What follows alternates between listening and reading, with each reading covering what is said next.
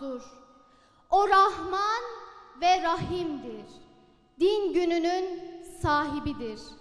Ancak Allah'a kulluk ederiz ve ancak Allah'tan yardım isteriz. Bizi doğru yola ilet. Kendilerine nimet verdiklerinin yoluna, gazaba uğramışların ve dalalete düşenlerin yoluna değil. Azim olan Allah doğru söyledi.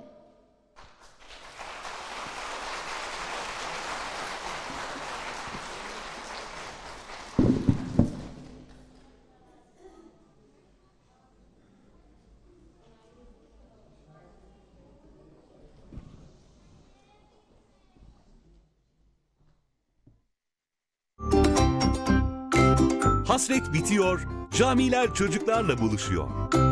Haydi çocuklar, yaz Kur'an kurslarımız başlıyor. Hep birlikte Kur'an öğrenip güzel anılar biriktirmeye, hem eğlenip hem öğrenmeye hazır mısınız? Ben hazırım, abdestimi aldım bile, şimdi de koşuyorum camiye. Ben de hazırım. Kur'an-ı Kerim öğreneceğim için çok mutluyum. Ben de hazırım ama benim kursum evim. Ben çevrim içi bağlanıyorum. Hocamı daha fazla bekletmeyeyim. Ben de hazırım, hatta çok geç kaldım, koşmalıyım. Dur maskeni almadan nereye?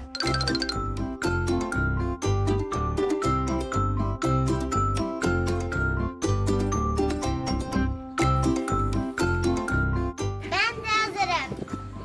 Annemle aramak istemiyorum ama ben kursunu çok merak ediyorum.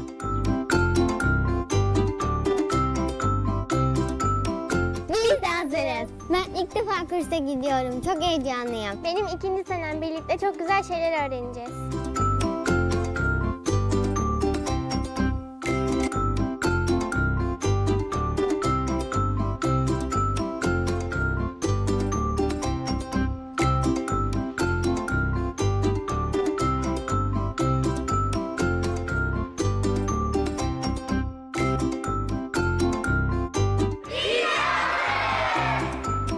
Evet, yaz Kur'an kurslarımız başladı. Biz de tüm öğreticilerimizle siz sevgili öğrencilerimizi bekliyoruz.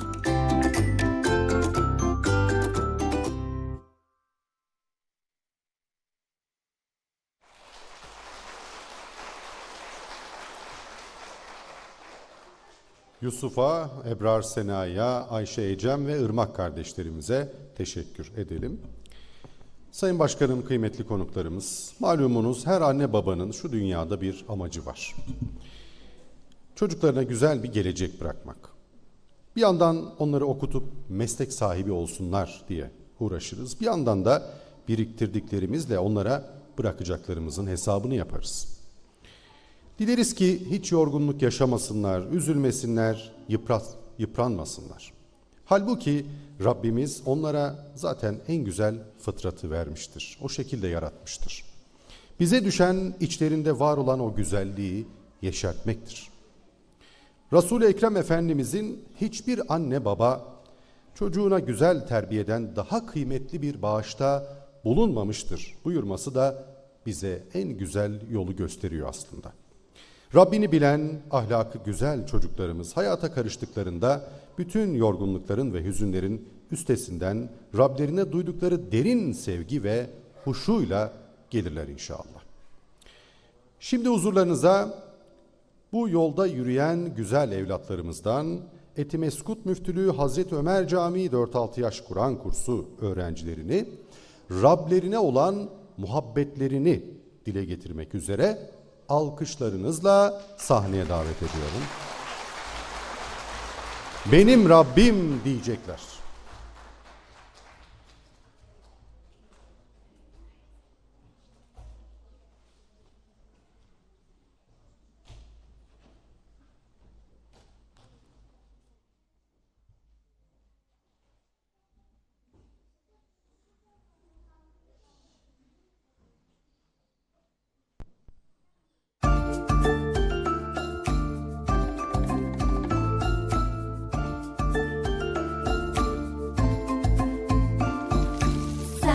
bizi yaradansın, koruyup kollayansın, merhametinle kuşatırsın, sen Rahmansın Allah'ım. Sen bizi yaradansın, koruyup kollayansın, merhametinle kuşatırsın, sen Rahmansın Allah'ım.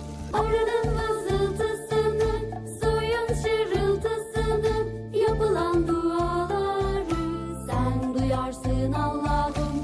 Oranın vızıltısını, suyun şırıltısını, yapılan duaları sen duyarsın Allah'ım.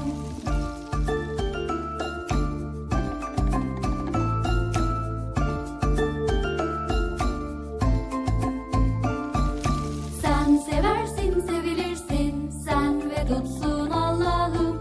Nimetler gönderirsin, sen Rezzaksın Allah'ım. Sen seversin, sevilirsin, sen ve tutsun Allah'ım. Nimetler gönderirsin, sen Rezzaksın Allah'ım. Oranın vızıltısını, suyun şırıltısını, yapılan duaları sen duyarsın Allah'ım. Oranın vızıltısını, suyun şırıltısını, yapılan duaları sen duyarsın Allah'ım.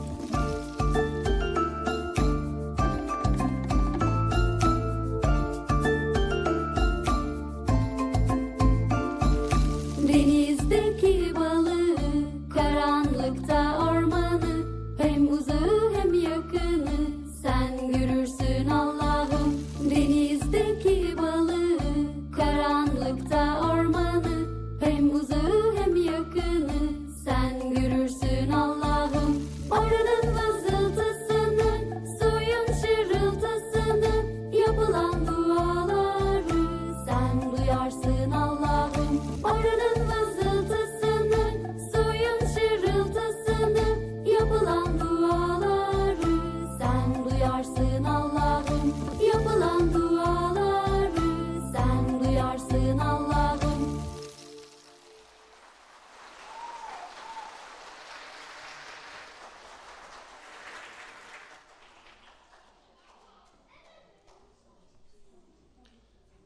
Etimeskut Müftülüğü Hazreti Ömer Camii 4-6 yaş Kur'an kursu öğrencilerinin Benim Rabbim rondunu izledik. Teşekkür ediyoruz.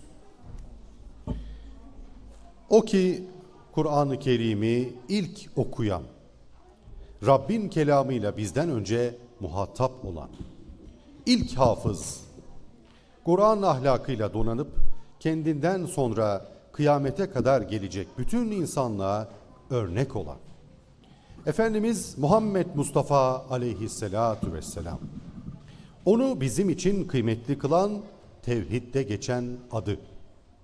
Rabbin hakkıyla sevmemizi dilediği, müminlerin de canından çok sevdiği Efendimiz. Kur'an'ı en doğru anlayan ve hayatına en güzel uygulayan kişi. Bu yüzden onun dilinden dökülenler incidir bizim için. O halde buyurun yüreğimize rahmet yağmurları yağdıracak hadislerle süsleyelim şimdi vaktimizi. Hadis okumaları yapmak üzere Etimeskut Müftülüğü Osman Gazi Camii Kur'an kursundan Betül Gökmen, Sahra Can ve Sevim Gönülalı o güçlü alkışlarınızla huzurlarınıza davet ediyorum.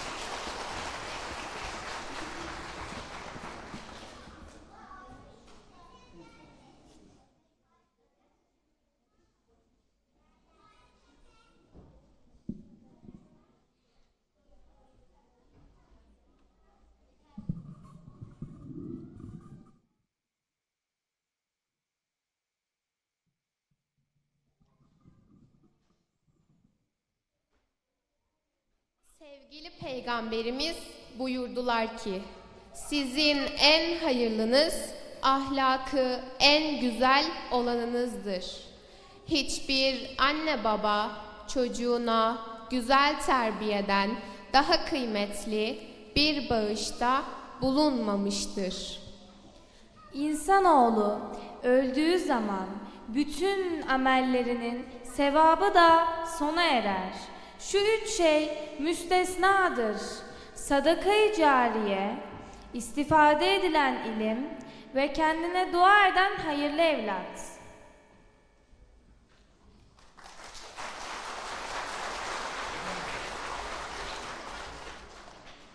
Evet, teşekkür ediyoruz.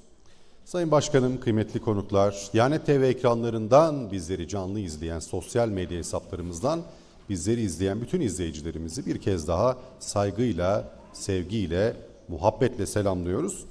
Şimdi de yaz Kur'an kurslarımızın açılış ve selamlama konuşmasını yapmak üzere ev sahibimiz, organizatörümüz, Eğitim Hizmetleri Genel Müdürü Kadir Dinç hocamızı huzurlarınıza davet ediyorum. Buyurunuz Sayın Hocam.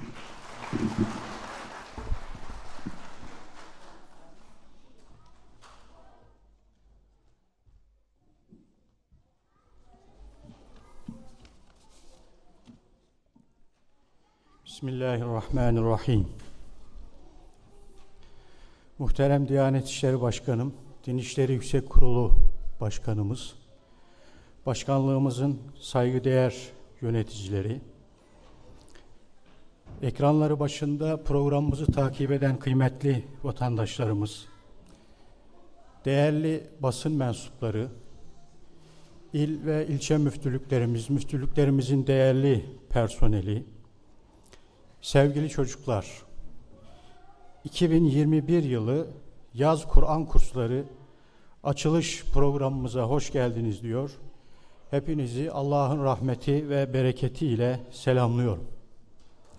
Muhterem Başkanım, malumları olduğu üzere başkanlık olarak ihtiyaç odaklı Kur'an kurslarımızla, hafızlık eğitimimizle, tefsir, hadis, ilmihal gibi kısa süreli öğretim programlarımızla, camilerde Kur'an öğretimi, cuma dersleri, 4-6 yaş Kur'an kurslarımız, gençlere yönelik düzenlediğimiz hafta sonu Kur'an kursu programları, engelli vatandaşlarımıza yönelik düzenlediğimiz kurslarımızla toplumumuzun bütününe hitap eden yaygın din eğitimi çalışmalarımızı artırarak devam ettirmekteyiz.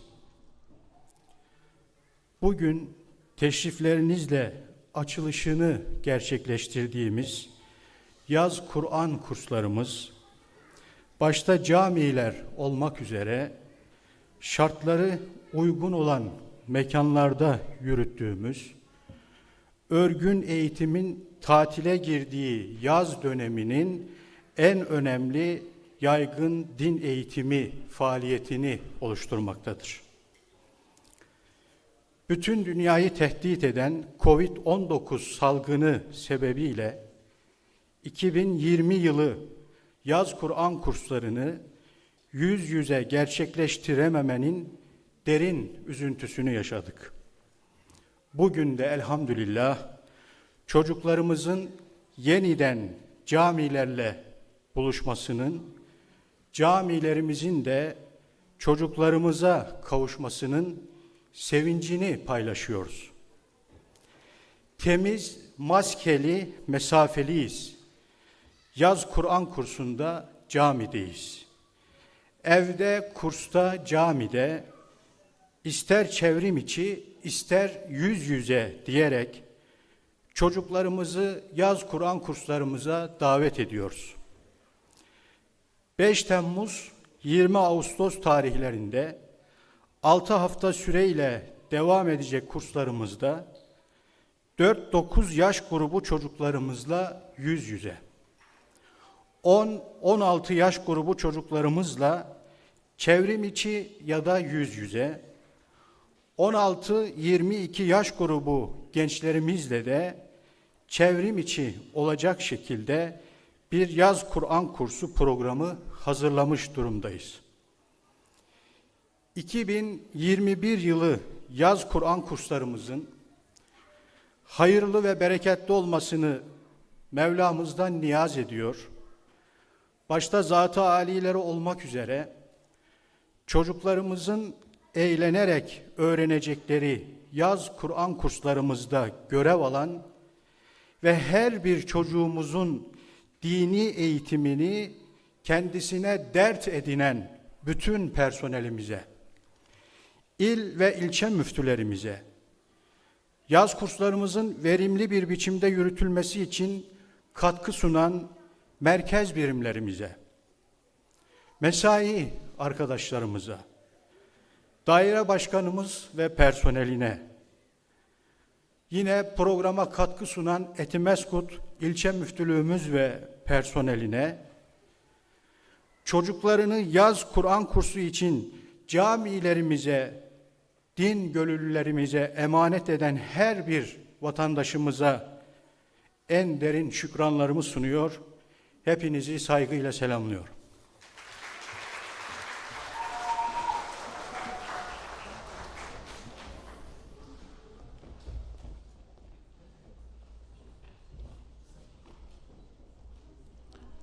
Kadir Dinç hocamıza teşekkür ediyoruz. Tabii gördüğünüz gibi hazırlıklar devam ediyor. Heyecanlı bir etkinlik var şimdi. Aşıkım şol didara, bülbülüm şol gülzara. Seni sevmeyen nara yansın ya Resulallah. Derviş Yunus'un canı, alem şefaat kanı, iki cihan sultanı, sensin ya Resulallah. Yüzyıllar boyunca mümin kullar Allah'a ve Resulüne duydukları derin muhabbeti satırlara dökmüşler. Yanık yürekler o şiirleri musikiyle dillerine pelesenk edip zikretmişler. Bu aşkı hissettikçe yanmış, yandıkça Rablerine yakınlaşmışlar. Gelin bizler de şimdi bu muhabbete tanıklık edelim, gönüllerimiz şenlensin. Önce Yıldırım Beyazıt Üniversitesi Türk Musikisi Devlet Konservatuarı icra heyetini yerlerini almaya davet edelim. Alkışlarınızla.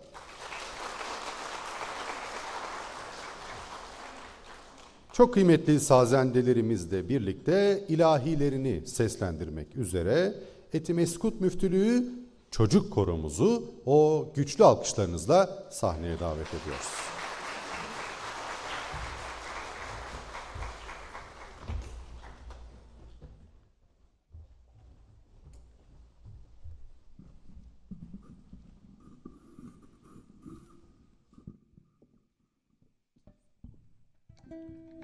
Ve koromuzu yönetmek üzere Burhan Esen hocamızı yine o güçlü alkışlarınızla sahneye davet ediyorum. Buyurunuz hocam.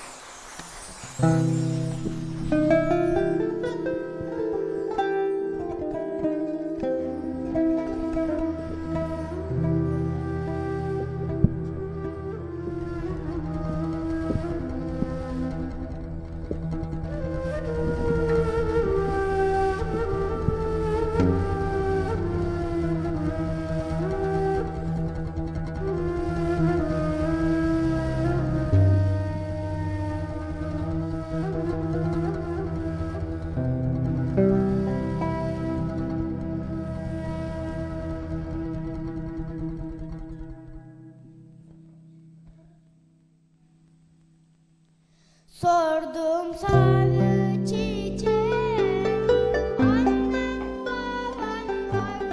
Sordum sarı çiçeğe, annem babam var mıdır? Çiçeğidir derviş baba, annem babam topladı. Çiçeğidir derviş baba, annem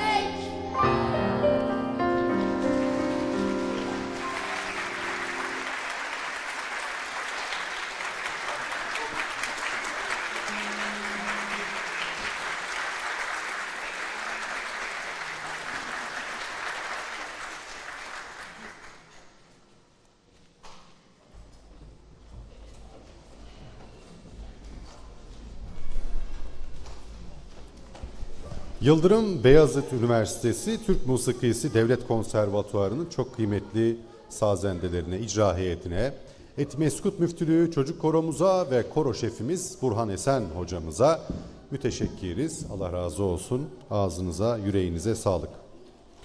Sayın Başkanım, kıymetli konuklarımız, salat ve selam Efendimiz'e, onun âline, ashabına olsun. Şimdi huzurlarınıza ümmeti olmaktan onur duyduğumuz iki cihan serveri Efendimizin yolumuzu aydınlatan sözlerinden seçtiğimiz hadisleri seslendirmek üzere Etimeskut Müftülüğü Orhan Gazi Camii Kur'an kursundan Hatice Nur Bedavalar, Ayşe Can, Esin Can, Fatih Mehmet Avlanmaz ve Ayşenur Sena Durnay'ı alkışlarınızla huzurlarınıza davet ediyorum.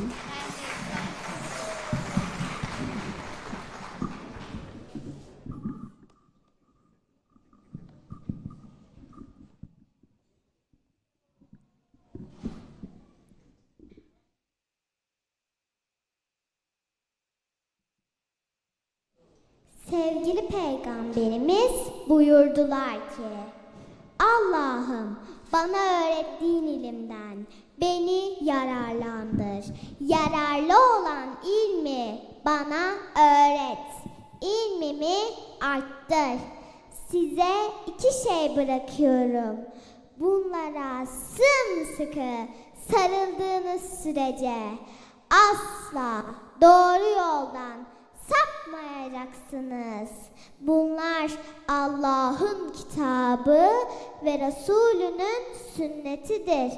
Kim ilim tahsil etmek için bir yola girerse Allah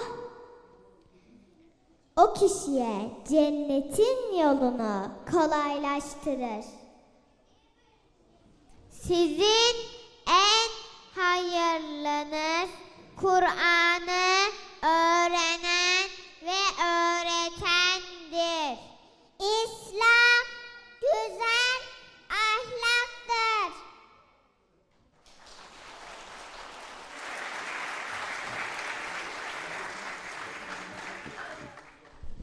Evet.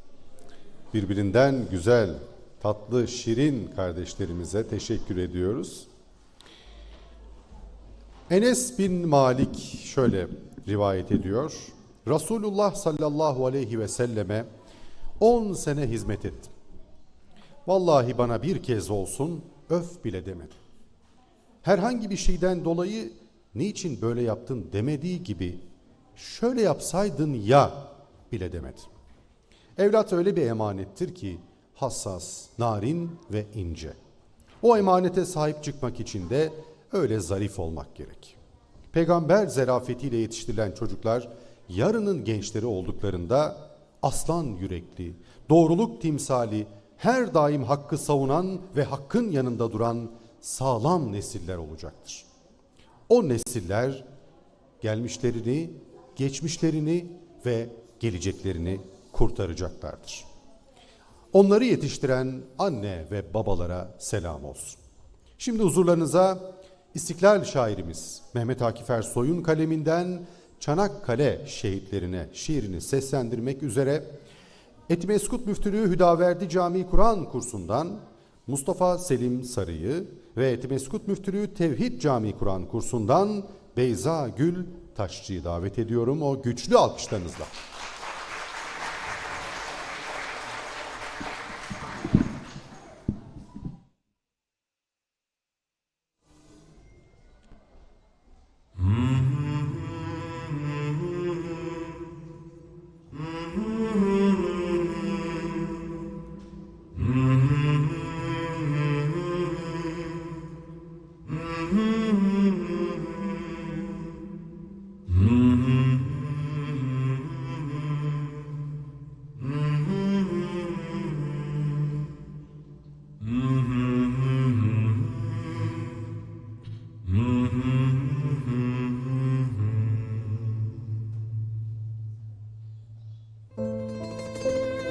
Asım'ın nesli diyordum ya, nesilmiş gerçek.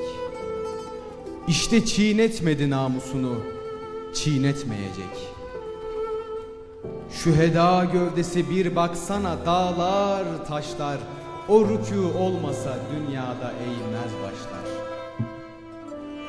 Yaralanmış temiz alnından uzanmış yatıyor, bir hilal uğruna ya Rab, ne güneşler batıyor. Ey bu topraklar için toprağa düşmüş asker, gökten ecda dinerek öpse o pak anlı değer. Ne büyüksün ki kanın kurtarıyor tevhidi, Bedrin aslanları ancak bu kadar şanlı idi. Sana dar gelmeyecek makberi kimler kastın, gömelim gel seni tarihe desem sığmazsın. Her cümerc ettiğin edvara da yetmez o kitap, seni ancak ebediyetler eder istiab. Bu taşındır diyerek Kabe'yi diksem başına, ruhumun vahyini duysam da geçirsem taşına. Sonra gök kubbeyi alsam da rida namı ile, Kanayan lahdine çeksem bütün ecramiyle, mor bulutlarla açıp türbene çatsam da tavan, 7 kandilli Süreyya'yı uzatsam oradan. Sen bu avizenin altında uzanmış yatıyorken, sen bu avizenin altında bürünmüş kanına, uzanırken gece mehtabı getirsem yanına, türbedarın gibi ta fecre kadar bekletsem, gündüzün fecriyle avizeni lebriz etsem, sen ki son ehli salibin kırarak savletini, şarkın en sevgili sultanı Selahaddin'i, kılıç arslan gibi iclaline ettin hayran, sen ki İslam'ı kuşatmış boğuyorken hüsran. O demir çemberi göğsünde kırıp parçaladın. Sen ki ruhunla beraber gezer ecramı adın. Sen ki asara gömülsen taşacaksın. Heyhat!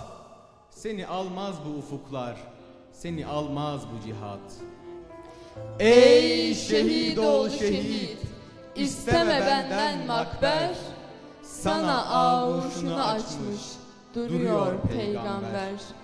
Ey şehit oğlu şehit, isteme benden makber, sana avuşunu açmış duruyor peygamber.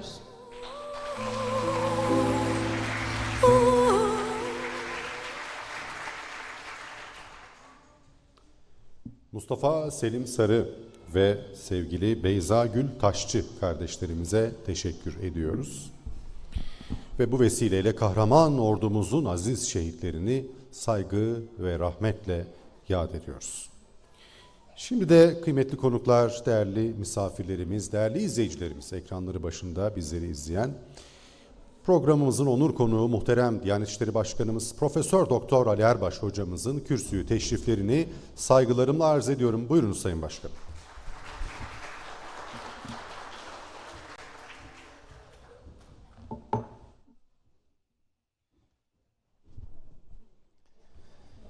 Bismillahirrahmanirrahim. Elhamdülillahi Rabbil alemin. Vessalatu vesselamu ala Resulina Muhammedin ve ala alihi ve ashabihi ecmain. Bizlere katından bir rahmetle göz aydınlığı çocuklar bahşeden Yüce Rabbimize sonsuz hamdü senalar olsun. Allah'ın insanlığa rahmetinin tecellisi olan bütün peygamberlere ve ahlakıyla hayatımıza ışık tutan, sözleriyle ufkumuzu aydınlatan son peygamber Hazreti Muhammed Mustafa'ya sonsuz salat ve selam olsun. Muhterem Din İşleri Yüksek Kurulu Başkanımız, değerli mesai arkadaşlarım, kıymetli hocalarımız, değerli veliler, sevgili öğrenciler, ekranları başında bizleri takip eden çok kıymetli kardeşlerim, basınımızın güzide mensupları, sözlerime başlarken hepinizi Allah'ın selamıyla selamlıyorum. Bu özel ve anlamlı buluşmamıza hoş geldiniz diyorum.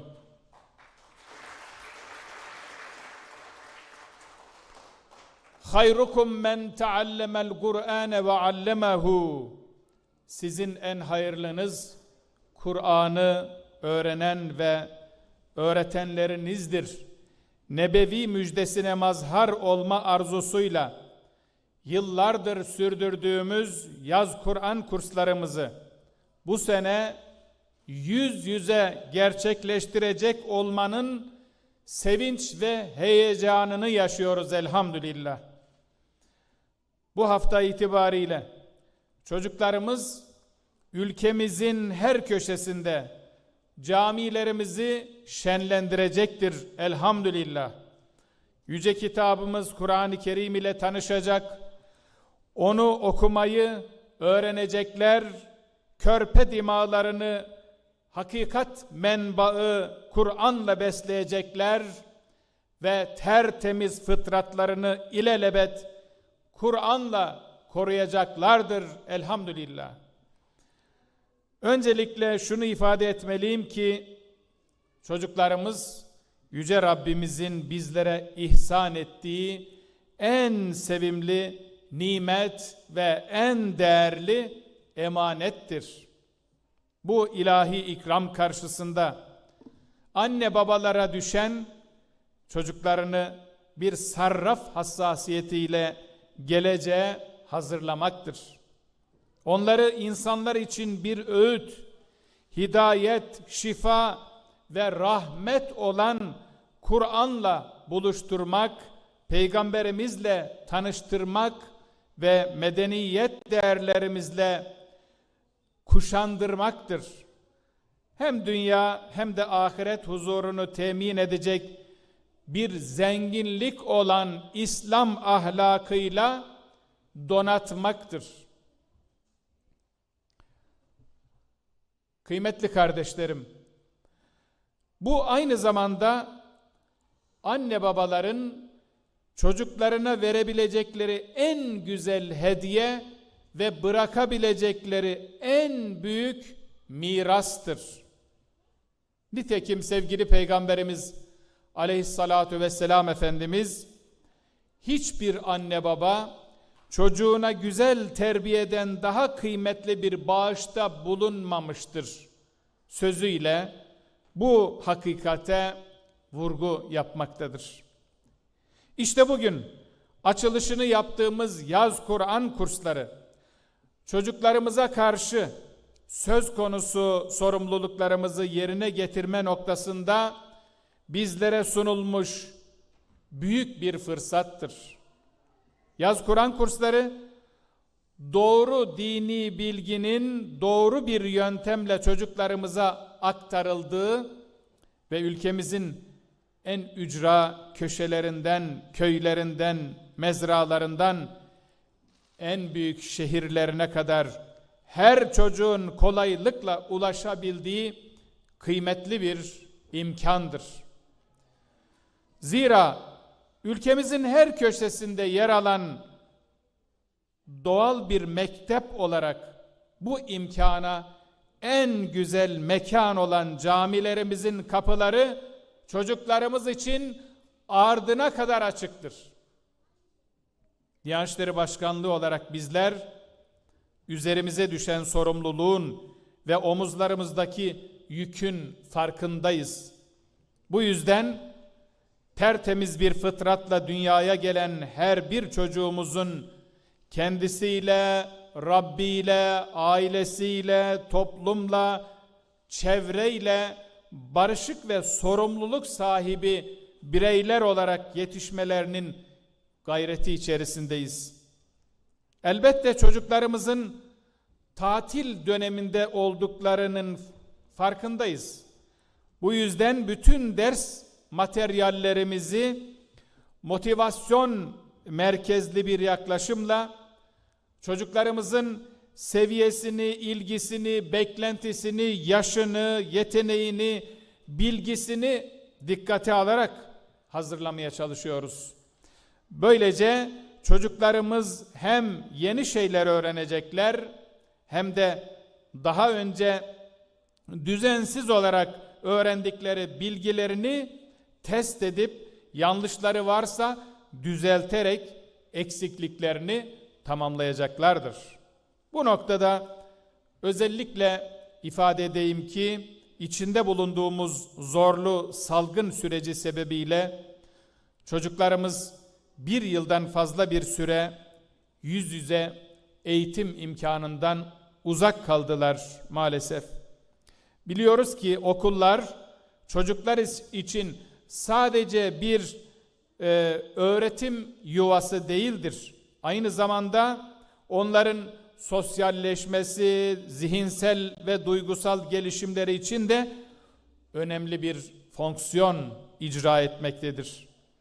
Nitekim çocukların gerek sosyalleşme gerekse zihinsel ve duygusal gelişmeleri bağlamında fiziksel aktivitelerin yeri yadsınamaz, inkar edilemez. Dolayısıyla okuldan ve akranlarından uzaklaşmalarına sebep olan salgın sürecinin çocuklar için hiç de kolay olmadığını özellikle ifade etmemiz gerekir. Bu doğrultuda sevgi, ilgi, oyun ve bilgi düzleminde yürüteceğimiz bir eğitim programıyla yaz Kur'an kurslarımız, yavrularımızın sıkılmalarına mahal vermeden bu zor süreci sağlıklı bir şekilde atlatmalarını da sağlayacaktır. Yaz Kur'an kurslarında çocuklarımız bir yandan temel dini bilgileri, ibadetleri ve ahlaki değerleri öğrenerek ruhlarına hakikat tohumlarını ekerken, diğer yandan da cami ve cemaat kültürüyle tanışarak hayatlarının temel değerlerini inşa edeceklerdir inşallah. Birliği, beraberliği, yardımlaşmayı, kardeşliği, saygıyı, sevgiyi, dürüstlüğü, paylaşma ve dayanışma ahlakını bizzat yaşayarak öğreneceklerdir. Bizler de bu imkanı sağlayarak onlara değerli bir miras bırakmış olacağız inşallah. Göz aydınlığı yavrularımızın yüce dinimiz İslam'ı, kitabımız Kur'an-ı Kerim'i, Peygamberimiz Hazreti Muhammed Mustafa'yı ve onun ahlakını öğrenmelerini sağlamanın kıvancını yaşayacağız inşallah. Kıymetli kardeşlerim, çocuklarımız İslam'ı tanıyarak yeryüzündeki en yüce idealin Allah'a kulluk ve mahlukata şefkat olduğunu anlayacaklardır. Kur'an-ı Kerim ile tanışarak dünyanın imarının ve insanlığın huzurunun ancak adaletle mümkün olacağını öğreneceklerdir. Peygamber Efendimiz'i tanıyan çocuklarımız Kur'an-ı Kerim'in bütün güzelliklerinin yaşandığı örnek bir hayatla tanışmış olacaklardır inşallah. Kıymetli anneler, babalar, değerli ebeveynler, çocuklarımızın hem fiziksel hem de ruhsal ve duygusal gelişimleri için üzerimize düşen sorumlulukların farkında olmaya ve onları gerçekleştirmeye hepimiz mecburuz. Bu sebeple onların kariyer gelişimlerinin yanı sıra maddi ve manevi yönden de yetişmelerini sağlayacak fırsatlar sunmalı ve imkanlar hazırlamalıyız. Zira çocuklarımızın dinini, tarihini, toplumunu, medeniyetini tanıması ve daha iyi bir gelecek inşa etmeleri için bu bir zorunluluktur. Bu yüzden çocuklarımızı maddi manevi her yönden yetiştirmenin ve geleceğe en iyi şekilde hazırlamanın gayreti içerisinde olmalıyız. Bu bağlamda yaz Kur'an kurslarımız çocuklarımızın tatil dönemini verimli bir şekilde değerlendirebileceği en iyi imkandır. Aynı zamanda çocuklarımızın manevi gelişimi, karakter inşası ve değerler eğitimi açısından özellikle görerek ve uygulayarak öğrenebilmeleri bakımından da çok önemli bir fırsattır. Bilmeliyiz ki başarılı bir eğitimin ebeveyn, öğretmen ve öğrenci olmak üzere 3 ana faktörü vardır. Ebeveynlere düşen görev çocuklarını yönlendirmek, teşvik etmek, isteklendirmek ve kursa devam etmelerini sağlamaktır. En güzel teşvik ise sahip olmalarını arzu ettiğimiz değerleri bizzat yaşayarak onlara örnek olmaktır. Bizim Kur'an-ı Kerim'le irtibatımız, Resulullah'a olan muhabbetimiz, ibadet ve değerlerimize bağlılığımız onlar için en etkili teşvik unsuru olacaktır inşallah. Kıymetli cami cemaatimiz, muhterem kardeşlerim, ömür son derece kısa ve hızla tükenmektedir. Bugün var, yarın yokuz. Yokluğumuzda camideki yerimizin boş kalmaması için sahip olduğumuz değerleri henüz yaşarken güzel bir üslupla nesillerimize aktarmamız gerekmektedir. Çocuklar, İslam ahlakının sabır, nezaket, zerafet ve hoşgörü gibi birçok güzel hasletini sizin şahsınızda öğrenecektir. Onlara karşı tutum ve davranışlarımızda bu gerçeği asla aklımızdan çıkarmayalım. Çocuklarımızı takdir ve teşvik ederek onların camiye gelmelerine ve camiyi sevmelerine katkı sağlayalım. Hocalarımız çocuklarımıza cami adabından mutlaka bahsedeceklerdir. Fakat onlar yine de her fırsatta koşup oynayacaklar, gülüp eğlenecekler, zaman zaman yaramazlıklar da yapacaklardır. Tabii ki onlardan bir yetişkin tavrı beklemek doğru değildir. Bırakın camide neşeli olsunlar. Onları cennet çiçekleri olarak görelim ve yaramazlıklarını sabırla, anlayışla ve sevgiyle karşılayalım. Onlara Peygamber Efendimizin çocuklara davrandığı gibi davranalım. Sevgili öğrenciler, kıymetli gençler, evlatlarımız, uzun bir aradan sonra yeniden Kur'an arkadaşlarınızla birlikte olacaksınız. Cami kardeşlerinizle beraber olacaksınız. Unutmayın, nerede olursanız olun, minaresini gördüğünüz, ezan sesini duyduğunuz her camide ve ülkemizin her mahallesindeki Kur'an kursunda sizi bekleyen bir yaz Kur'an kursu var. Ve orada hocalarımızla tanışacaksınız. Yeni arkadaşlar edinecek, onlarla hoşça vakit geçireceksiniz. Güzel ve değerli şeyler öğreneceğiniz neşeli bir ortamınız olacak. Orada hayatınız boyunca asla unutamayacağınız güzel hatıralar biriktireceksiniz.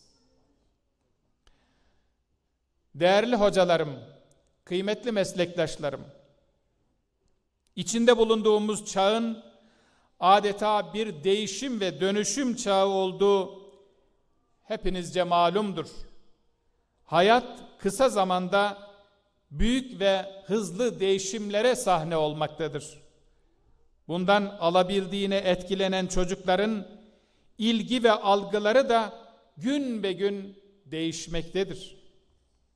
Bu sebeple vereceğimiz eğitimlerde başarılı olabilmek için öğrencilerimizin bilgi ve duygu dünyalarını iyi tanımak, çevreyle etkileşimlerini doğru tahlil etmek ve ona göre davranmak durumundayız onlara.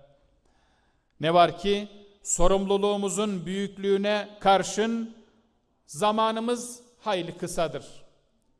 Yaz kurslarındaki bu sınırlı zaman zarfında öncelikli gayemiz çocuklarımıza başta yüce kitabımız Kur'an-ı Kerim ve rehberimiz Resul-i Ekrem olmak üzere dinimizi ve değerlerimizi sevdirmek olmalıdır. Kısa bir zaman dilimi de olsa yaz dönemi çocuklarımızın kalbine sevgi ve iyilik tohumu ekmek için yeterli bir süredir. Yeter ki çocuklara her şeyi öğretme ve onların her yanlışı düzeltme telaşına girmeden gönüllerini fethetme gayreti içerisinde olalım. Bu noktada onlar için iyi bir örnek olmanın, rol model olmanın yapılabilecek en kolay ve en etkili eğitim yöntemi olduğunu unutmamalıyız. İslam'a dair anlattığımız ve öğrettiğimiz bütün güzellikleri çocuklarımız bizzat bizim sözlerimizde, davranışlarımızda ve hayatımızda görmelidir. Her alanda olduğu gibi eğitim öğretim alanında da bizim rehberimiz Hazreti Muhammed Mustafa aleyhissalatu vesselam Efendimiz'dir.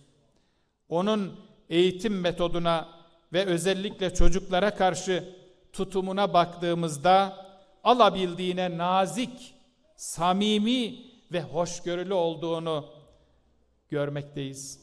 Her çocukla özel olarak ilgilendiğini ve iletişiminin merkezine sevgi, şefkat ve merhameti yerleştirdiğini müşahede etmekteyiz.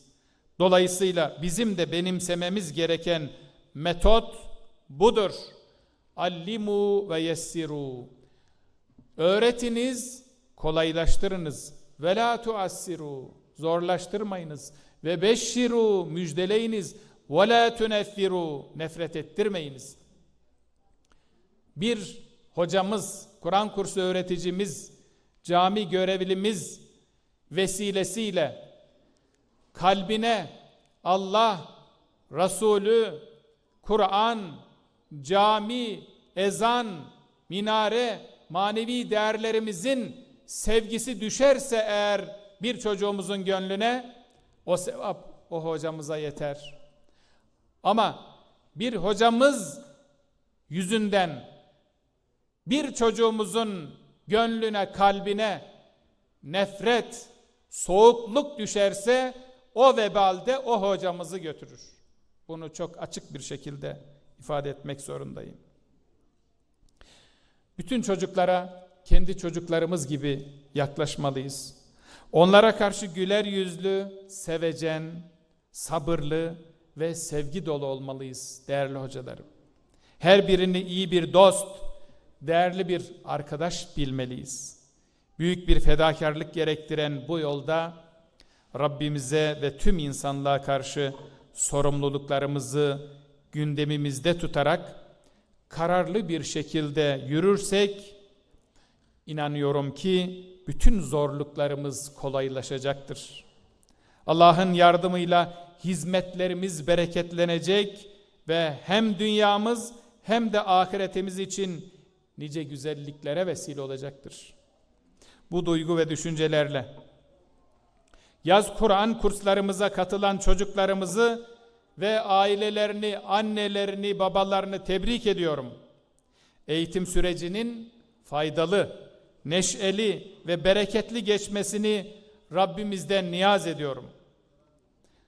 Başta Eğitim Hizmetleri Genel Müdürlüğümüz, Yaygın Din Hizmetleri Daire Başkanlığımız ve Genel Müdürlüğümüzün bütün çalışanları olmak üzere büyük bir emek, samimiyet ve heyecanla müftülüklerimiz biraz önce burada çocuklarımızı bu çalışmalara hazırlayan Etimeskut Müftülüğümüz özellikle tebrik ediyorum.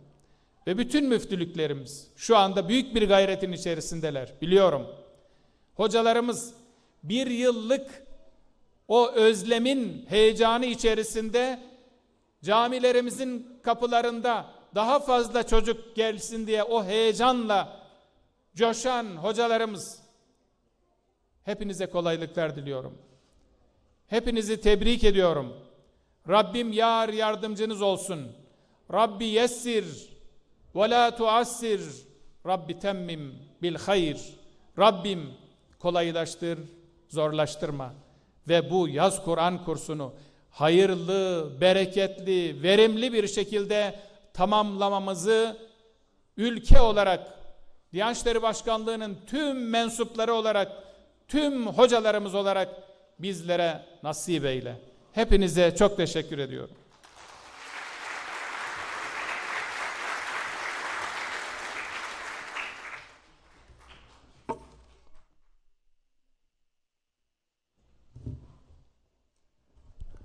Muhterem Diyanet İşleri Başkanımız Profesör Doktor Ali Erbaş hocamıza şükranlarımızı arz ediyoruz. Sayın Başkanım, kıymetli misafirler, Ebu Hureyre'den nakledildiğine göre Allah Resulü sallallahu aleyhi ve sellem şöyle buyurmaktadır. Kur'an'ı öğrenin, onu okuyun ve okutun. Kur'an'ı öğrenen, okuyan ve gereğini yapan kimse her tarafa koku yayan misk dolu bir kaba benzer. Biz niyet ettik, içi misk dolu kaplar olalım. Hayrı yaşayan, yaşatan ve hayra vesile olan kullardan olalım. Bu niyetle çıktığımız yolda bugün itibariyle açılan yaz Kur'an kurslarımızın çocuklarımızın sesi ve neşesiyle dolmasını ümit ediyor. Rabbimizden nesillerimizi temiz ve hayırlı kılmasını niyaz ediyoruz. Rabbimiz bizi soyundan namaz kılan, oruç tutan, peygamber ahlakıyla ahlaklanan ve seni hakkıyla seven nesiller gelen halis kullarından eyle. Değerli konuklar, geleneksel sahne sanatlarımızdan Hacivat Karagöz gösterisini sunmak üzere Etimeskut Müftülüğü Gençlik Merkezi'nden Ferit Kaan Yıldız ve Arda Uçar'ı alkışlarınızla huzurlarınıza davet ediyorum.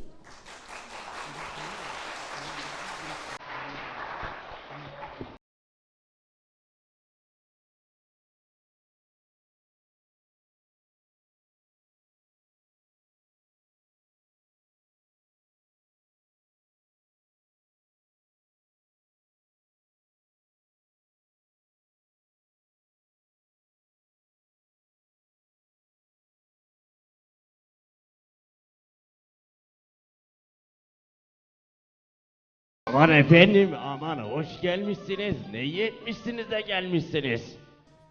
Oy, benim bir arkadaşım var, ismi Karagöz. Onu göreniniz oldu mu? Kimse görmedi mi? Tamam, o zaman onu buraya çağırayım ve oyunumuz başlasın.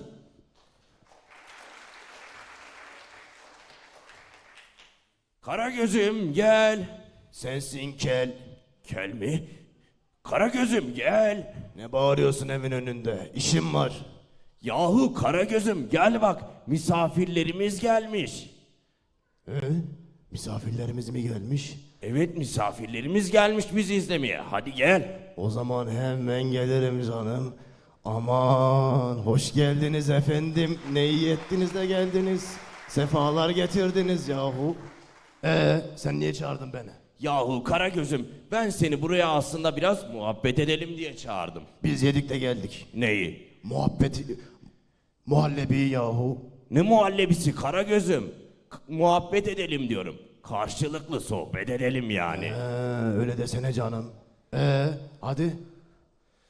Yar bana bir eğlence, aman bana bir eğlence. Kafana düşsün teflon tencere.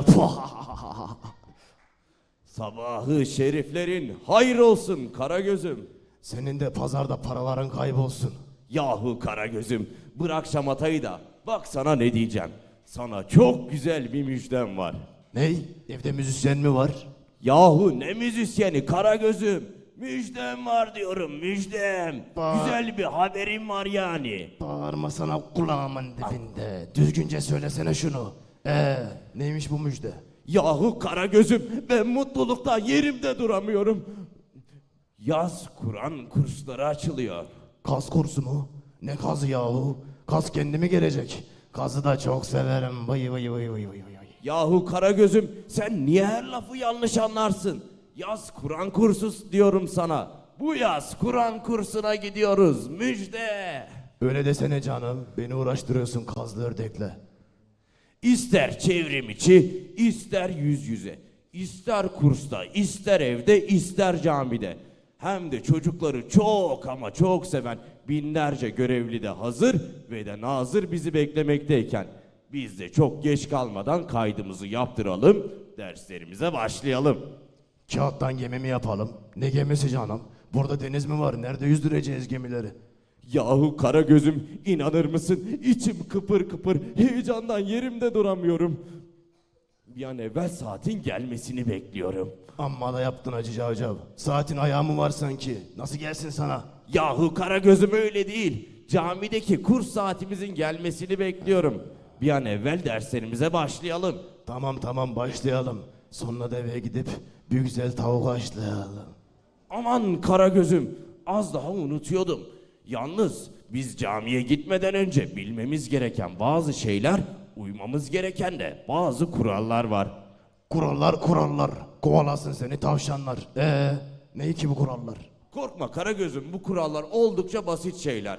Kısaca M-M-T. Net. Şimdi bir de bu mu çıktı başımıza? Düzgünce söylesene şifreli. Tövbe estağfurullah. Yahu Karagöz'üm, dur hemen celallenme, anlatayım ben sana. Maske, mesafe, temizlik. İşte bu kadar basit. Şunu baştan söylesene Hacı Cavcav. Maskenin önemini bilmeyen mi var? Mesafeyi zaten Sağır Sultan bile duydu. Uyarız evvelallah da Dahası neyi anlamadım. Vay. Hacı Cavcav, şu el temizliği yok mu? Biraz üşeniyorum. Tamam, anladık. Bu kurslar çok güzel, çok eğlenceli. Güzel vakitler geçireceğiz de bu temizlik işi nasıl olacak yahu? Karagöz'üm, iki gözüm. Bak, Allah temizdir ve temiz olanı sever. Bizim de Müslümanlar olarak tertemiz olmamız gerekir. Yatarken, kalkarken, gezerken, işe giderken, kursumuza giderken, camimize giderken. Oh, nefesim kesildi. Haydi bir an evvel abdestimizi alalım, camimize koşalım. Tamam, anladık Hacı Cavcav. Sadece üşeniyoruz dedik işte. Bilirim elbet temizlik kim ondandır buyurmuş güzel peygamberimiz. O zaman güzelce abdestimizi alalım, yeni arkadaşlarımızın yanına koşalım. Oh be, içim rahatladı. Rahatlayınca da aklıma bir şiir geldi. Aman ilham geldi yine. Aman kaçırma, patlat bir şiirde kulağımızın pası silinsin. Kur'an kursları açılacak. Çocuklar camimize koşacak. Gülerek, eğlenerek herkes dinini öğrenecek. Maskeleri takıp ellerini yıkayacak. Mesafeyi koruyarak sağlığını koruyacak. Dillerin şeker bal kaymak yesin. İki gözüm ne güzel de söyledin. Sağ olasın Karagöz'üm. Hadi mahalledeki arkadaşlarımızı da çağıralım. Beklemeyelim daha fazla. Haydi arkadaşlar. Koşun yanımıza. Temizlik şarkısı eşliğinde gidelim kursumuza.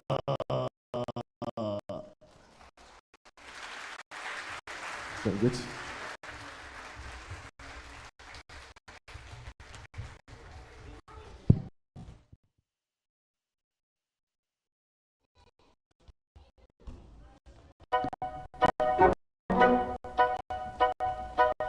Günaydın, sabah oldu. Bak güneş çoktan doğdu. Güne başlamak için haydi hemen koş banyoya. Temiz olalım, temiz ellerimiz tertemiz, temiz olalım, temiz her yerimiz tertemiz, temiz olalım, temiz ellerimiz tertemiz, temiz olalım, temiz her yerimiz tertemiz.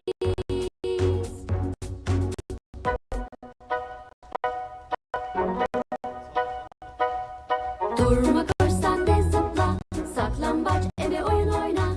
Oyun bitince ama haydi hemen koş banyoya.